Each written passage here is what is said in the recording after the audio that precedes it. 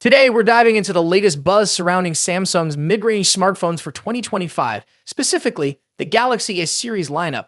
While Samsung hasn't officially announced anything yet, leaks and trends suggest some interesting and slightly disappointing news for US consumers. So, let's break it down.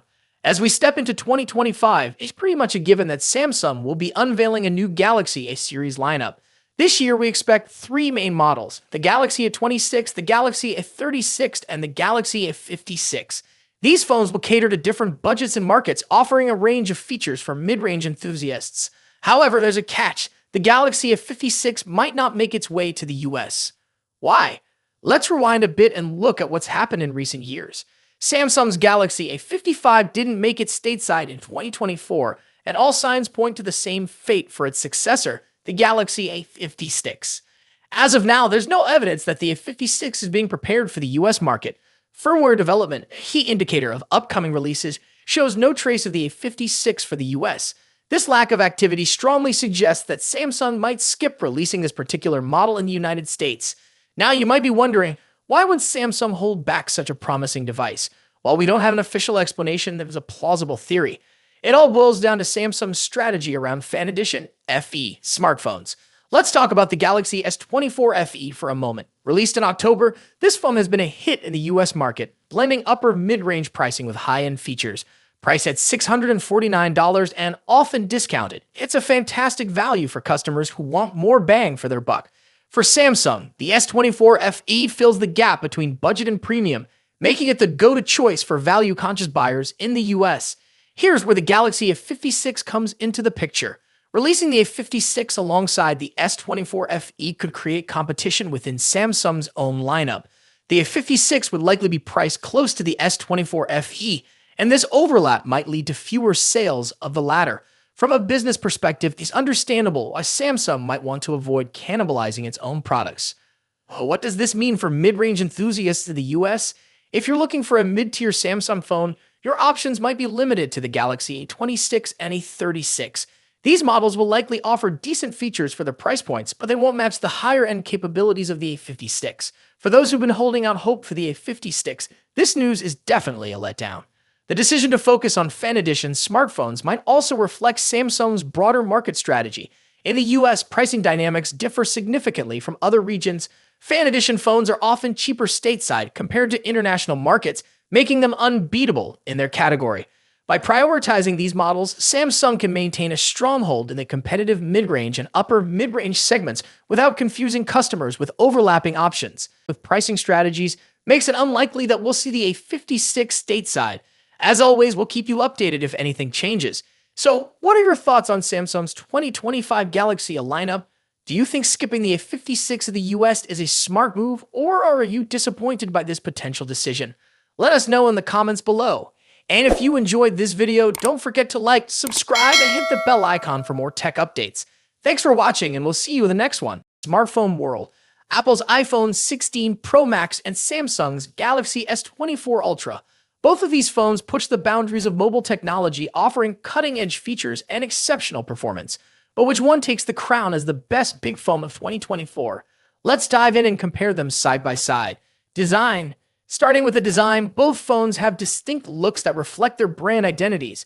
The iPhone 16 Pro Max stays true to Apple's iconic rectangular shape with flat sides and soft corners. This year, it features an even slimmer bezel, allowing for a larger 6.9-inch display. Samsung's Galaxy S24 Ultra, on the other hand, keeps its sleek, curved edges and integrates the ever-popular S Pen, a feature unique to Samsung's Ultra series. Size-wise, the differences are minimal. The iPhone 16 Pro Max measures 163mm at 77.6mm, while the Galaxy S24 Ultra is slightly shorter, but a bit wider at 162.3mm x 79mm. That extra width allows room for the S Pen, which gives Samsung an edge in productivity. Apple, however, introduces something new this year: the camera control button, a capacitive touch key that allows for zooming and other camera controls with a swipe. When it comes to color options, Apple sticks with its sophisticated muted tones: white, black, natural, and the new Desert Titanium. Samsung goes for more variety with options like titanium violet and yellow.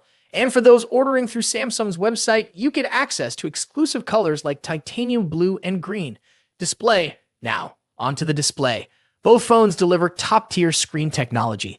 The iPhone 16 Pro Max boasts a 6.9-inch OLED display with a buttery-smooth 120Hz refresh rate. As with the iPhone 15 Pro series, you also get the always-on display feature, which lowers the refresh rate to just 1 Hz when the phone is idle. Samsung's Galaxy S24 Ultra isn't far behind with its stunning 6.8-inch AMOLED display that also supports 120Hz refresh rates and an always-on feature. One advantage Samsung brings is an anti-reflective coating, making outdoor visibility much easier in bright sunlight, something the iPhone lacks. Both displays are breathtakingly vibrant, but there are subtle differences in color. The iPhone 16 Pro Max tends to lean towards warmer yellowish tones, while the Galaxy S24 Ultra has a cooler, more tealish hue. A standout feature for the iPhone 16 Pro Max is its ability to drop its brightness to just 1 nit for easier nighttime viewing, great for late-night scrolling. Performance. Now let's talk about what's under the hood. The iPhone 16 Pro Max is powered by Apple's latest A18 Pro chip, built on a second-generation 3nm process. This makes it incredibly efficient, with significant improvements in heat dissipation and sustained performance compared to its predecessor, the A17 Pro chip. Samsung's Galaxy S24 Ultra is no slouch either. It runs on the Qualcomm Snapdragon 8 Gen 3 chip, custom-tuned for Galaxy devices. While the Snapdragon 8 Gen 3 performs well, especially in gaming and graphics-intensive tasks, it tends to throttle a bit sooner than Apple's A18 Pro under extreme stress. In benchmark tests, the iPhone 16 Pro Max leads in CPU performance, while the Galaxy S24 Ultra takes the edge in 3D graphics, scoring slightly higher in peak performance. However, Apple's new chip excels in long-term sustained performance, so if you're planning on pushing your phone to its limits, the iPhone may have a slight edge. Camera next. Let's discuss one of the most critical aspects of any flagship phone, the cameras.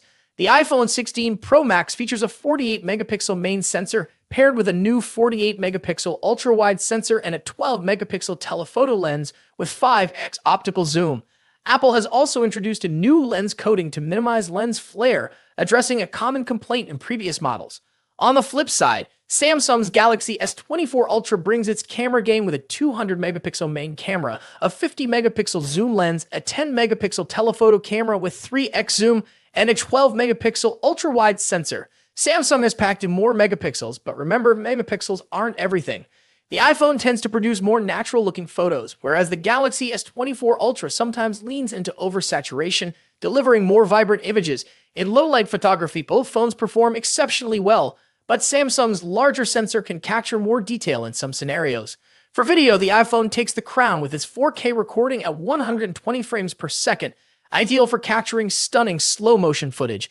While Samsung's camera app offers tons of customization, Apple's new camera control button provides a more intuitive experience for videographers. Battery life and charging. In terms of battery life, the iPhone 16 Pro Max packs a 4,685 mAh battery, while the Galaxy S24 Ultra edges it out with a 5,000 mAh battery. Both phones are more than capable of lasting through a day of heavy use, but Samsung's slightly larger battery may give it a slight advantage. When it comes to charging, Samsung takes the lead. The Galaxy S24 Ultra supports 45-watt wired charging compared to the iPhone's 20-watt charging speed. Samsung also has reverse wireless charging, which allows you to charge other devices like earbuds on the back of your phone, something Apple's iPhone 16 Pro Max doesn't offer. Software. Lastly, let's compare software. Both iOS and One UI are polished, mature operating systems, but they offer different user experiences. The iPhone 16 Pro Max is a fantastic choice. But if you're looking for more customization options, better charging speeds, and love the idea of an S Pen, Galaxy S24 Ultra might be the perfect phone for you. Ultimately, both of these phones are top-tier devices with a ton to offer. Whichever one you choose, you're getting a powerful, feature-packed smartphone that will keep you ahead of the curve in 2024.